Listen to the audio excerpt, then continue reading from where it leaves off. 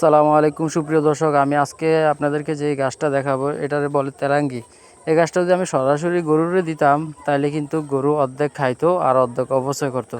কিন্তু এখানে মেশিন থাকার কারণে ঘাসগুলো আমি মেশিনে চপিং করে দিয়েছি, এই জন্য কোনো ঘাস অপচয় হওয়ার কোনো চিন্তা ভাবনা নাই। কিন্তু আস্তা দিলে গরুগুলায় এই ঘাস শুধু পাতাগুলা খায় আর ডগাগুলো খাইতেছে না। ডগাগুলো যেহেতু পানির নিচে ছিল এজন্য ডগাগুলো খাইতেছে না, শুধু পাতাগুলা খায়।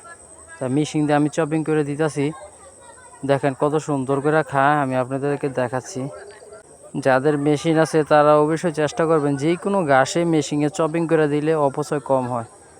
আমি অনেক সময় ধান পাতাও চপিং করে দিছি, দেখছি যে অপচয় হয় না। খের চপিং করে দিলে অপচয় হয় না। তাই মেশিন একটা থাকা অনেক উপকার। খের চপিং করে দিলে একেবারেই সব খেয়ে ফেলা। এই দেখেন শাপলা মাপলা সব দিয়ে দিছি, সব খেয়ে লাগব। গরুগুলা দেখেন কত সুন্দর করে ঘাসগুলো খাইতেছে। মেশিনে যেহেতু চপিং করছে এখানে অনেক আগাছাও আছে বা অনেক পানির নিচের যে ঘাসগুলা ওগুলা সহ আছে। তো এই সচরাচর কিন্তু যে কোনো গরু এগুলো খায় না, কিন্তু আমি মেশিনে কাটা দেওয়ার কারণে পুরাটা খাবারই কাজে লেগে যাবে গা। ঠিক আছে, দেখেন কত সুন্দর করে গরুগুলো খাইতেছে। পরে এটার সাথে আমি আবার চাইছিলাম কটা ভুসি দিয়ে দিতাম, পরে দেখলাম যে না, এমনিই খাইতেছে, এই জন্য ভুসিগুলো আর দিলাম না। যেহেতু ওরা এমনি খাইতেছে ভুসিগুলো আর দিলাম। গতকাল থেকে যেহেতু আমাদের প্ল্যানিং গরুর খাবার সকাল সকাল যোগান দিয়ে আমরা চলে গেলাম একটা প্রোগ্রামে।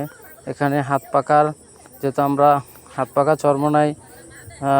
চরমনাই আমরা দল করি, এজন্য একটা প্রোগ্রাম ছিল, এজন্য আমরা ওখানে চলে গেলাম। আমাদের উনি এমপি ঘোষণা করছে, এজন্য আমরা ওখানে চলে গেলাম প্রোগ্রামে। আজকের মতো এখানে ভিডিও শেষ।